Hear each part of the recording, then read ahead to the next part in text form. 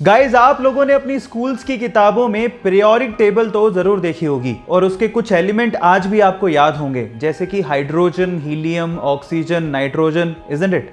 लेकिन क्या आपने थोरियम के बारे में सुना है, जो कि एटॉमिक नंबर 90 पे आता है? थोरियम, थोर ईयम। थोर से मार्वल का वो सुपर हीरो कैरेक्टर याद आता है, पर सवाल ये है कि क्या थोरियम और थोर इन दोनों में आपस में कोई रिलेशन है? जी हां, है। एक्चुअली थोरियम मेटल का नाम थोर से इंस्पायर होके ही रखा गया था। लेकिन आपकी जानकारी को थोड़ा और बढ़ा देता हूं। By the way, German mythology में थोर को द गॉड ऑफ थंडर कहा जाता है और एक्चुअली उसी से इंस्पायर्ड होके थोरियम मेटल का नाम रखा गया था। है ना ये इंटरेस्टिंग फैक्ट? क्या इसके पहले तक ये फैक्ट आप जानते थे? और अगर नहीं जानते थे तो चैट सेक्शन में लिखना मत भूलिएगा।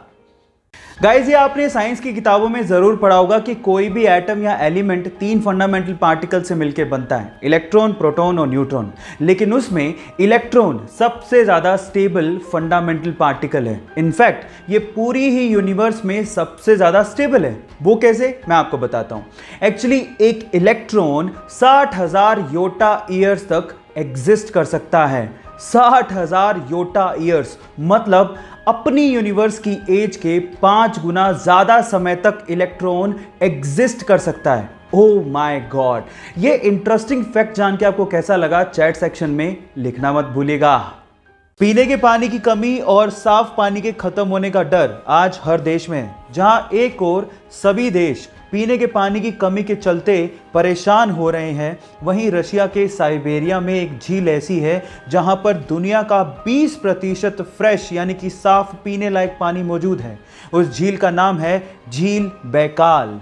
जी हाँ गाइस, इसमें दुनिया के 20% साफ पानी का भंडार है और उसके अलावा ये झील लगभग 1600 मीटर गहरी है और दुनिया की सबसे पुरानी झील भी है। नाम है झील बैकाल।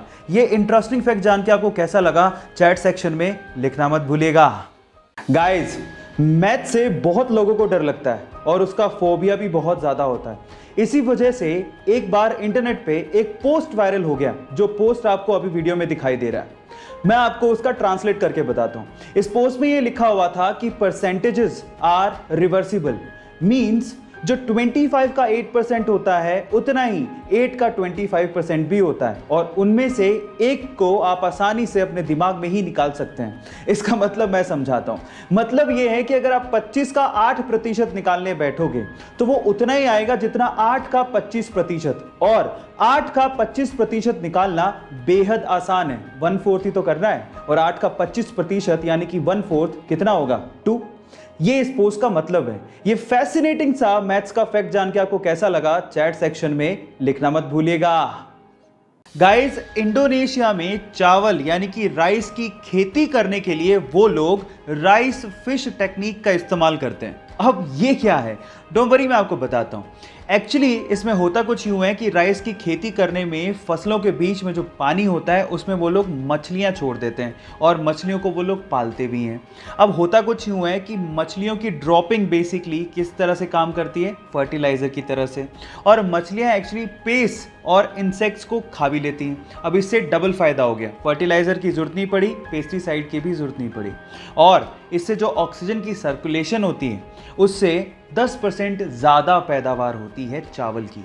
है ना ये कमाल की टेक्निक? आपको ये टेक्निक सुन के कैसा लगा, चैट सेक्शन में लिखना मत भूलिएगा।